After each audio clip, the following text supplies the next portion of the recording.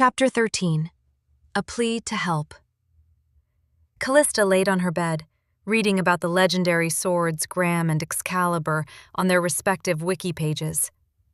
Vyrden sat at her desk chair, the door to her room open as her mother had requested.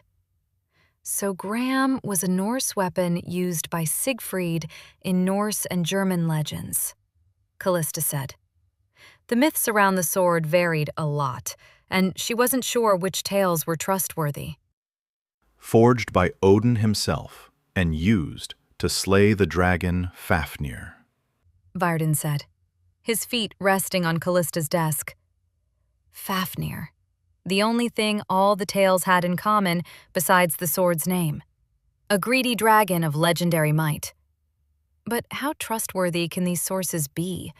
They are missing a lot of details, like Callie being able to become a cool firebird, and I haven't seen reference to Siegfried being covered in scales from his sword, Calysta whined. The legends were word of mouth for ages, as an example. Before he was known as Siegfried, he was known as Sigurd, Vyrden said in a musical tone. And you're all-knowing? You just claimed that Odin forged the sword, and that implies Norse mythology is the correct religion, Calysta exclaimed, half exasperated and half just wanting to know. It's more complicated than that. But no one human religion is technically correct. Vyrden sat upright in the chair suddenly. Similar to how magical artifacts like your partner were made, allowing her to have a personality of her own. All cultures' gods were masses of magic that fed off the belief of their subjects. So, when their belief system became a myth, they faded away. Calysta had wondered how something like Excalibur was made, how something of such power could be created with a mind to accompany it. How do you make something like that? Calysta asked absent-mindedly. To craft a magical artifact, you need some sort of raw material, the spark of magic dwelling within you, and an idea to imprint upon it. The idea sounded easy enough to Calysta. The idea of making such a weapon sounded incredible. You won't be able to craft such a weapon, Callie warned.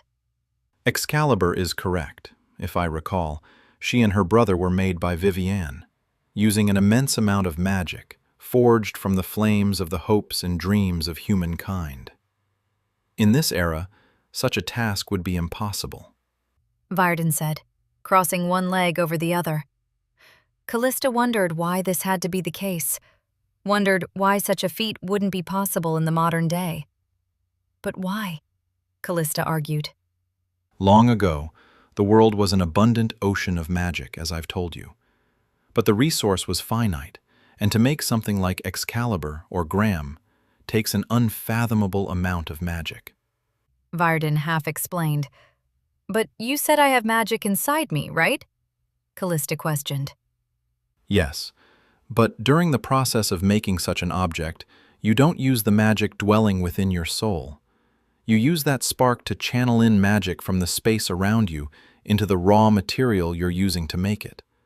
That massive pool of magic is what gives otherwise normal materials their supernatural qualities and personalities. Vyrden's words trailed off, as if considering his own words. Dang, Calysta said. She was happy with Excalibur, would gladly wield her, but she wished she could have made her own weapon as well. I am your weapon, Calysta. I serve your will with all I have, Callie said. I know, but you will always be more so a part of Arthur's legacy. Calysta knew Callie missed Arthur. She felt it often, and she didn't blame her. After all, no matter how much she reminded Callie of him, she could never live up to someone like that. You very well might end up surprising yourself one day, Callie said calmly. You and Clover have such fascinating conversations with your partners, Vyrden said with a mischievous smile. Yeah, Calysta smiled, knowing what she shared with Callie was special. I visited Clover yesterday, Vyrden said with a smile. Callista was pleased to know Clover hadn't been entirely evicted from their lives. She hoped he'd reconsider his position on being heroes. "And how did that go?" Callista asked, giving her pug a gentle pet as he struggled to jump onto her bed. Well, I think he still isn't joining us, but I got to help educate his sister, and in exchange, he provided me with pleasant conversation and a strange bubbling liquid that wasn't boiling. Vyrden's usual contentment shifted. It was a gradual transition, from contentment to actual happiness, but it was still unmistakable. "How long do Fae live?" Callista asked. She had no idea how old the person before her was. He appeared to be roughly her and Clover's age, but she doubted there was any way other than verbal confirmation to tell. The question seemed to confuse Vyrden. A great deal of genuine surprise crossed his face. My people are without age, able to live eons. However, I am only 17, a mere infant to them. Vyrden said, earning a sly smile from Callista, confirming her suspicions. "You think Clover's cute, don't ya?" Callista said, allowing a teasing tone to seep into her words. Callista watched as Vyrden became a lobster right before her, his face erupting in varying shades of red. That's absurd! Vyrden protested so loudly that Callista's mom stopped on her way past the room to stare. "Is there an issue here?" her mother asked. "Nah, don't worry, Mom. We're talking about boys," Callista said, giving Vyrden a smug grin. A complicated subject. Callista's father was dense and didn't understand my intentions until I spelled it out for him, she said, in a tone that spoke volumes about her annoyance from years past. Thank you, ma'am," Vyrden said with a respectful nod, while also trying to hide his face. Anything for one of Callista's friends. Her mother gave Vyrden a warm smile before walking off to accomplish whatever task she had on her agenda. I don't particularly understand how my opinions of Clover will aid our efforts, Vyrden said, with uncharacteristic harshness, looking towards the window and out to the world beyond. "It's simple. If he likes you back, your romance might help you to convince him to join us," Callista said. Her plan was clearly brilliant, a bond forged in the heat of calamity. If it's that simple, why don't you just do it? Vyrden asked with a heavy sigh. "That seems pretty obvious. I'm not into him, or anyone else like that," Callista said. Though she herself didn't dream of a romantic fantasy, she did want it for others. And despite Vyrden's hesitation, she could see the truth in his rainbow-flecked eyes. Vyrden didn't speak, just kept looking out of the window. "You all right?" Callista disliked the serious expression on Vyrden's face, an omen of tragedy. My envoys told me something unfortunate befell Clover last night. Vyrden's voice was little more than a whisper, a ghost in the night, and his face was equally as grim. "Is he all right?" Callista blurted out, already standing from her place on the bed. He's alive, but my envoy was destroyed just after he had gone to intervene in the activities of some criminals, and there was an explosion. Callista looked to Vyrden. She didn't know when or where she would be needed, but she knew that Clover probably needed a hand. "Take us there, Vyrden. He might need us." Callista's tone was serious, and she felt Excalibur probing at her feelings. He is stubborn. There's no telling if he will accept aid. Besides, we have another issue arising, Vyrden said, still looking out to the distance. "Spit it out, dude. We have things to do." Callista felt bad for being rude, but if it was true that more issues were cropping up, the time for being cryptic was over. Earthquakes in Greece, the place once called Lerna. Something big is about to wake up there. Callista took a deep breath. She wondered how much time they would have. She knew a few of the things in the Greek mythos, and the thought of fighting Hades, a titan, or some other walking calamity, made it all the more necessary to recruit Clover. "How long do we have?" Calysta asked. She didn't want to choose between Clover and the possibility of hundreds of lives.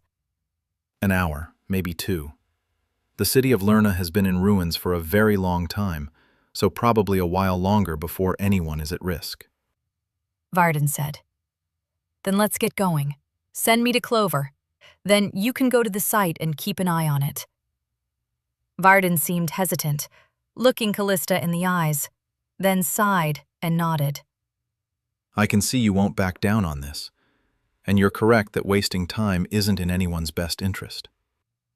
Vyrden relented.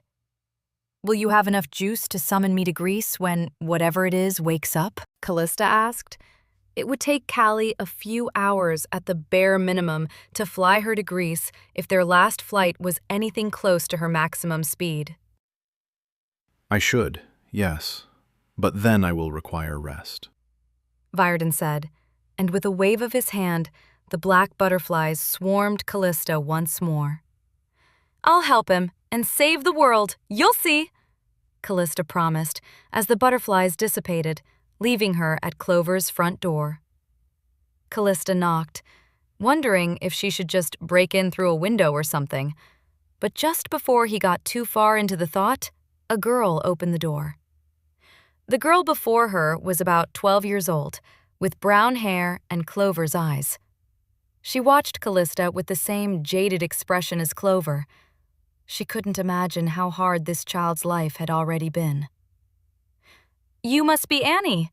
Clover talks a lot about you. Is he around?" Calysta asked. "You're a bit late. Pretty sure the guy with weird ears already has dibs on him," Annie said sardonically. "Right?" Calysta blurted out. "Are you friends with Clover and Vyrden?" Annie asked. Calysta could see the worry on her face. "I am," Calysta confirmed. "He snuck out last night and didn't come back," Annie said, gripping the bottom of her shirt in her clenched hands. "I see. I'll find him. Don't sweat it," Calysta said, trying to radiate as much confidence as she could. "Are you sure?" Annie asked. "I'll bring him home safe and sound," Calysta said with a grin as she turned to leave. "How will we even find him?" Callie asked, worry flowing through their mental connection. "Well, he has Graham, so he probably isn't dead. He didn't return home, so maybe he can't," Calysta said when they were far enough from the house that Annie wouldn't be able to hear. "Are you implying he was captured?" Callie asked, unconvinced. "No, he would be able to escape from almost any jail cell or prison. But what if he found himself unable to return because of those freaky mutations?" Calysta thought aloud. "Physical changes he can't hide." Clarity rang through their bond. "Once he doesn't want his beloved siblings to see something worse than the claws and the few spots of black scales," Calysta said, as the giant flaming form of Callie materialized before her. "He is prideful and won't accept pity. I'm not convinced you can save this one." Calysta hopped onto Callie's back. Even if her words were true, she wouldn't stop trying. Maybe not, but maybe some empathy and kindness will show him it's all right to need help. I've certainly needed help. I do need help, Calysta said, as she stood on Callie's rising back. I needed you to get here. Your wisdom, support, and power. And even though I'm going to try to save the world myself, I still might need Clover's help. She wouldn't leave Clover to suffer alone. She couldn't give up on someone with such a loving heart, despite his mistakes. I've barely done anything, and wouldn't have even been able to do this little without you. Maybe given the same aid, he could do the same. Callie looked to the horizon, wondering where a jaded punk might go for salvation. You have been and will always be more than you believe, Calysta. I wonder where he could be. Some warehouse somewhere? A dark alley?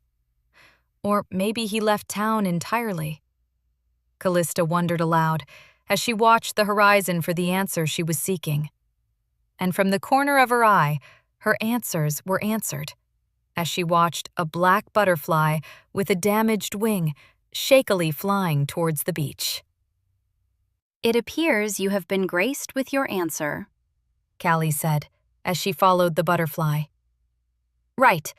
Fly up near it and I'll grab it. We don't have the time to let it make its way to Clover naturally, Calysta said, readying herself for the shift in gravity as Callie did as she asked. Calysta prepared herself as they neared the butterfly, reaching out as they passed by. Unfortunately, just as her hand was about to touch it, the butterfly dropped, its strength finally failing it. Calysta, no! Callie's voice boomed throughout Callista's mind, but it was no good, as Calysta had already leapt off of Callie's back, falling towards the butterfly. Reaching out, Calysta cupped the manifestation of Vyrden's will within the safe haven of her hands, holding it to her chest. He had told her the butterfly was dead. Carrying on despite its wounds was a true testament to Vyrden's feelings and the answer she posed to him earlier that day. Calysta felt herself hit the fluffy but still painful surface of Callie's back, disapproval flooding through their bond. I got it, Calysta explained, feeling guilty but not bad for her actions. You sure did, Callie said. Her feelings told far more than her words, the anger of Calysta needlessly risking herself. This was the fastest way. I had faith you'd catch me, Calysta explained. Sorry, Calysta said, happy to see her apology was enough to lessen some of Callie's anger. Looking to the butterfly in her hands, she saw it weakly crawling in the direction of the ocean, relaying this direction to Callie via their mental link. Calysta felt the pull of Callie shifting directions. They are envoys of Vyrden's will. For it to live on beyond the point of destruction is indeed an incredible feat. Though I didn't understand it in the past, I believe I saw something similar from Marlin once, when Arthur had gotten himself into danger. As Callie explained images of a younger Arthur battling a giant red dragon, the boy was badly wounded, as the crimson flames of the beast engulfed him, as the sound of a man screaming in protest from a distance rang through the memory. Calysta watched a white butterfly with a similarly damaged wing to the one in Callista's hands shine, protecting the young Arthur from the flames for long enough for a grown man to grab him and rush him away and out of the memory. It's good to know that Arthur got into as much trouble as you say. It makes me a bit more optimistic, Calysta said, mentally signaling for Callie to change directions again, this time towards a series of rocky ledges. An understatement. But you will need Clover's assistance. Arthur had me and Clarent, and though he faced many formidable opponents, he didn't have every beast from every land and era rising to end life as he knew it. As Callie landed on the sandy, rock-covered beach, Calysta thought about it, thinking about how her words here might well determine everyone's fates. Rest assured, no matter what we face, no matter how powerful the enemy, how unfair the situation, and no matter how unrealistic the goal, I will be there with you. I will shatter the stars and shred through time, if that is what it takes. Callie's words of companionship calmed the flames of Callista's anxiety, and as the flaming body of Callie's phoenix form vanished in the breeze, she turned to face the cave the butterfly was trying desperately to crawl to. I feel the same, Excalibur, and I won't fail you, Calysta said, as she took the first step towards the cave. Entering the cave of tanned stone, the sand slowly turning to stone beneath her feet as she made her way deeper into the cavern, as the salty ocean air turned into the damp, stagnant air that laid heavy in her lungs. She saw the form of a boy, sat in the deepest, darkest depths the cave had to offer. Calysta wanted to talk to him, wanted to urge him to tell her everything, but she restrained herself. Without fear or pride, she sat beside the boy who was bundled in a tattered blanket. What do you want? Clover asked, his voice far more of a growl than last time they met. To help, Calysta said. Looking him in the eyes, she couldn't see much from within the depths of the blanket, but his eyes, one he was born with, and the other a black eyes with a blue reptilian slit. The eyes he had when he wielded that wicked sword, Graham. She wondered if enlisting him was actually an immoral deed, forcing him further into that evil blade's clutches. Calysta saw no way a blade of goddess and magic could do such a thing to its wielder, someone with intentions as pure as protecting his family. How exactly will you help me? The tone was snide and mocking. Honestly, I don't know yet, but we and Vyrden can figure it out, Calysta said. She believed it could be done, believed they could find a way to fix him and return him to his siblings. In exchange for me risking my life for a bunch of people I don't know, right? Clover said in his usual grumpy tone. Sorry, I already got enough scars. Clover stood suddenly enough to cause Callie to send a thought of alarm through their bond. Yet Calysta didn't flinch. Clover's blanket went flying to reveal his body in tattered clothes. Black scales covered Clover's entire right arm. Grotesque spikes had started lining the outward side of his limbs. Half of his face was the same, and the right side of his torso were the same. I'll help you, even if you don't, Clover. I just want to help you. Help the boy that suffered so much. Help the boy who just wants to be with his siblings. Calysta said, as calmly as she could manage. I'm not just some sick child to fix. I did this to myself. I made the deal with Graham. I made the mistakes, and I ruined the little I had going for me. Clover said stubbornly, turning to avoid making eye contact with Calysta. His back was far worse. The entirety of it was covered in the scales. A wing and a strong black tail had started to form. Yes, you made mistakes. We all make mistakes sometimes, Clover. But you want help. Otherwise, you would have tried to kill me when you noticed me coming. Calysta said firmly, both a reply to Clover and a warning to Callie, who was still urging her to defend herself. You're so up your own ass. This is all just your story, right? Clover said, with clear loathing radiating from every syllable from his mouth, like light from the sun, and with the same world-boiling heat. You can go. Clover said coldly. Clover, Calysta said softly. I said leave, hero complex. Clover said, as one of Vyrden's butterflies flew into view, followed by more, several starting to swarm around her. If you ever need me, find me. And when you find me, I will help. I promise.